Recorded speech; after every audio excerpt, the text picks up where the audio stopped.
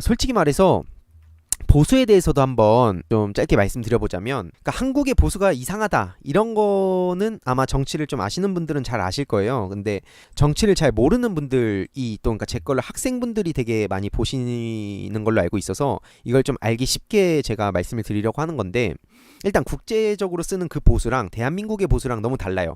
그러니까 쉽게 말해서 대한민국의 보수가 지금 보수가 없다. 그러니까 도대체 무슨 소리지? 보수는 지금 자유한국당에서 보수라고 하고 뭐 그러지 않나? 라고 생각을 하긴 쉬운데, 솔직히 말하면 이제 더불어민주당이 보수와 진보가 약간 섞인 뭐 그렇다고 보시면 될 것 같고, 그 오른쪽으로는 사실 보수라고 보기 어려워요. 그게 왜냐면 일단 제가 봤을 때 그 보수라는 게 어르신들, 그러니까 그 노인은 주로 살아온 세월이 많기 때문에 과거에 했던 일을 초점으로 생각을 하게 되겠죠. 그리고 청년들을, 그러니까 저 같은 청년들이나 학생들은 앞으로에 대해 미래를 생각하게 되니까 보통 이제 뭐 그런 식으로 가치관이 좀 형성이 되다 보니까 자연스럽게 이제 좀 어르신 분들께서 또 그만큼 가지시는 것도 많고, 뭐 그래서 보수적인 그런 세계관을 가지게 되고, 또 미래를 보다 보면 자연스럽게 뭔가 도전하게 되고, 그러다 보니까 보수는 좀 이제 안정적인데 대신에 좀 안일해질 수 있고, 진보는 아직 좀 잘 모르지만 용감하지만 좀 이렇게 좀 서툴다는 뭐 그런 말들이 있다고 합니다.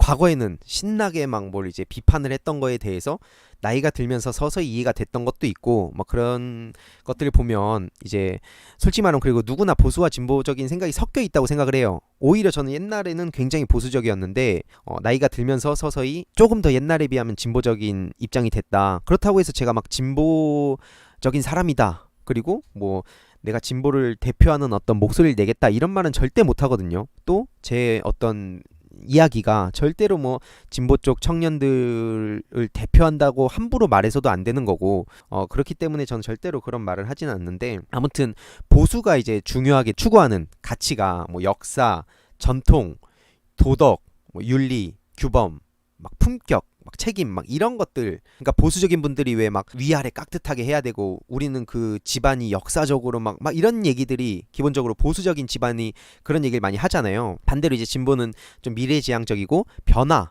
막 혁신, 저항 좋아하고 막 되게 파격적이고 막 이런 도전을 진짜 좋아하는 이제 그런 분들이 되게 이제 진보인데, 보수는 지금 한국 보수를 보세요. 우리나라의 그 역사나 전통 같은 걸 보면 불과 얼마 전까지만 하더라도 일본이 우리나라에 진짜 말 그대로 말도 안 되는 짓을 벌였고, 강제징용에 대해서도 정말로 그러니까 차마 표현하기도 어려운 행동을 했는데, 최근에 그 93년도였나? 고노다마에서 사과를 하는 척 해놓고 또 아베 총리가 그걸 뒤집어 놓고 막 그런 상황에서 일본을 편들고 있어요. 대한민국의 보수라 그러면 오히려 저나 지금 민주진영 사람들보다도 더 분노를 하고, 아까 말씀드렸듯이 진짜 보수는 지금 문재인 대통령이 더 강력하게 대응을 했으면 좋겠다라고 최근에 그 여론조사에서 나왔다고 제가 봤었거든요.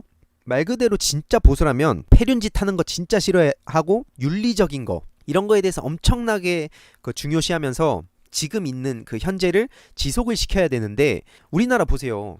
그 세월호 옆에서 치킨 뜯어먹고 있잖아요.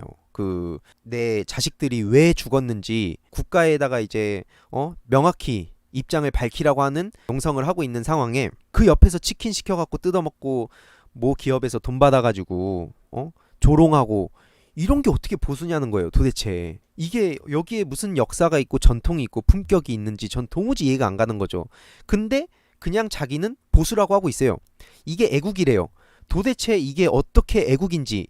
일본에서는 계속 말을 바꾸면서 보상과 배상 갖다가 말장난하고 있는 상황에 분노를 안 하고 일본 입장에서 정당화해주고 있어요. 최근에 또 어떤 분께서 저한테 자꾸 댓글 다시는 게, 뭐 대한민국의 국익에 대해서 어떻게 생각하냐, 뭐 이게 반일운동이 국익을 지키는 거냐, 뭐 이런 얘기를 자꾸 하시는데, 지금 제가 생각하기에는 단기적으로는 우리나라가 뭐 이제 피곤할 수는 있어요. 뭐 예를 들어서 일본 기업의 제품들을 뭐 당장 뭐 앞에 가면은 뭘 살 수 있는 거를 막 멀리 가서 사야 된다든지, 이런 부분들에 대해서 귀찮을 수는 있고 피곤할 수 있는데, 실제로 지금 일본 유니클로 매출 40% 하락했다고 하고, 일본의 그 특히나 그 여행지에 같은 데서 돈이 굉장히 많이 유통이 되고 그랬다는데, 그런 거 지금 앓는 소리들이 굉장히 많이 나오면서 실제로 일본 그 아베 총리도 서서히 이제 부담감이 굉장히 많이 가고 있다고 알려지고 있는데, 여전히 일본을 옹호하고 있어요. 일본의 편에서 이들을 지키려고 하고, 그러면서 자유한국당에서도 그들을 그렇게 옹호하면서 자신들이 보수다. 제가 조만간 그 영상을 또 올릴 건데, 최근에 나경원 원내대표가 추경안 깽판 쳤다고 그걸 갖다가 되게 자랑스럽게 얘기했어요. 최근에 추경 정부안 16.2% 삭감, 새 역사 썼다, 자화자찬을 했죠. 근데 그래놓고 한 거 보면 노동, 복지, 청년 등 그 서민들한테 필요한 예산들 전부 다 줄인 거예요. 그래놓고 자신들은 막 경제를 지키겠다, 뭐 경제 실패에 대해서 우리들이 뭐 엄청나게 뭘 했다는 식으로 얘기를 하고 있는데, 진짜 어이가 없죠. 지금 이런 걸 보면은 어떻게 여기를 갖다가 보수라고 얘기할 수 있냐, 이런 거죠. 그러니까 한국에 지금 기형적인 보수가 탄생한 이유가 뭐 여러 가지가 있겠지만, 특히나 그 이승만 정권 시절에 미국에서 건너온 그 가치관을 그대로, 이승만 전 대통령이 이제 유학파 출신이었죠. 그래서 미국에서 건너온 그걸 갖다가 그대로 한국에 이렇게 도입하면서, 그러면서 특히나 자신들의 권력 유지를 위해서 반공 프레임이란 걸 굉장히 잘 활용했죠.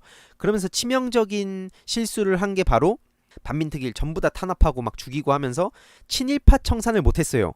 그러면서 그 뒤에 이어받은 그 박정희 정부가 솔직히 말하면 거의 일본인이죠.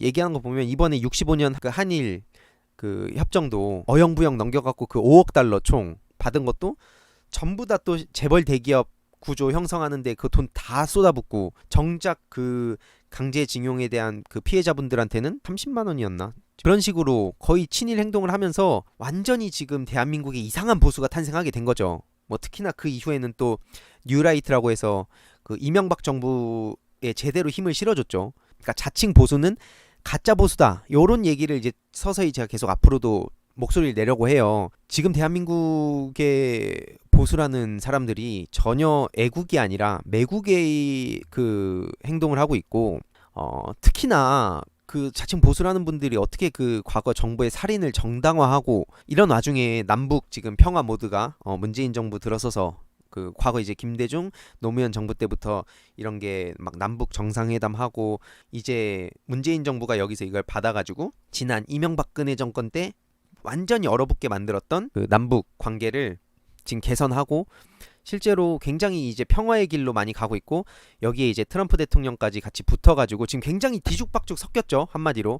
그러니까 이제 트럼프 외치던 자칭 보수 세력들이 갑자기 성조기를 버리기 시작했고 일장기를 들어요. 그러니까 이런 식으로 막 지금 국제 외교 관계에도 그렇고 이상하게 흘러가고 있습니다. 아무튼 그런 상황인데, 이들이, 그러니까 지금 자칭 보수 우파 세력들은 평화를 싫어할 수밖에 없어요. 왜냐하면 이들이 평화를 정당화하고 옹호할 수 없다는 이유가, 솔직히 말하면 기존의 반공 프레임으로, 그러니까 북한 열심히 때리면서 그걸 갖다가 이제 북한과 평화에 대해서 그냥 평화라는 말만 나와도 고문하고 잡아 죽이고 이제 그 간첩으로 몰아갔고, 자신들의 권력 기반이 거기서 나온 건데, 말 그대로 평화 모드가 되면 자신들이 그걸 갖다가 그 권력이 약해지는 거나 마찬가지인데, 그러다 보니까 이들도 이제 그 정체성이, 그 권력 기반이 흐릿해지다 보니까 계속 평화에 대해서 회방을 놔야 되는 거죠, 한마디로. 실제로 막 이런 걸 보면 정말로 그 보수는 국가와 이익을 생각해야 되는데, 또 이명박 그 전 대통령을 보세요. 경제 그 CEO라는 이미지를 이용해서 대통령까지 됐는데 그걸 갖고 사적 이익을 추구했습니까? LH공사 부채라든지 수자원공사 그 4대강에서 막 7조 원 떠넘기고, 막 자원외교 한다면서 돈 엄청나게 또 낭비하고, 그 용산국제업무지구 이거 한다 그러면서 또 엄청나게 돈 쏟아붓고 막 4대강 등등, 아무튼 말이 안 되는 소리거든요. 쉽게 말해서 말이 안 되는 소리인데, 정치에 관심 없는 사람들이 정치에 관심을 가지게 하는 게 제일 중요하다고 생각을 하거든요. 정치라는 게 너무 딱딱하고 뭔가 전문가들 같고 막 그런 상황에서 공장장님이나 그 낙곰수 분들께서 그런 걸 굉장히 유머러스하고 알기 쉽게 전달해 주시고, 심지어 요즘도 아직까지 그 뭐 뉴스공장이라든지 다스베이다라든지 이런 데를 통해서 굉장히 알기 쉽게 이렇게 전달해 주시다 보니까 그런 부분에 있어서 저도 되게 많이 공감을 했고, 그런 방송을 좀 해보고 싶다라는 생각이 들었습니다. 그래서 저는 이참에, 그러니까 아베한테 개인적으로 고맙다고 생각하는 이유 중에 하나가 뭐냐면 딱 하나 있는 게, 대한민국의 이완용의 뜻을 받들고 있는 그런 친일 매국 세력들을 수면 위로 끌어올려줬다.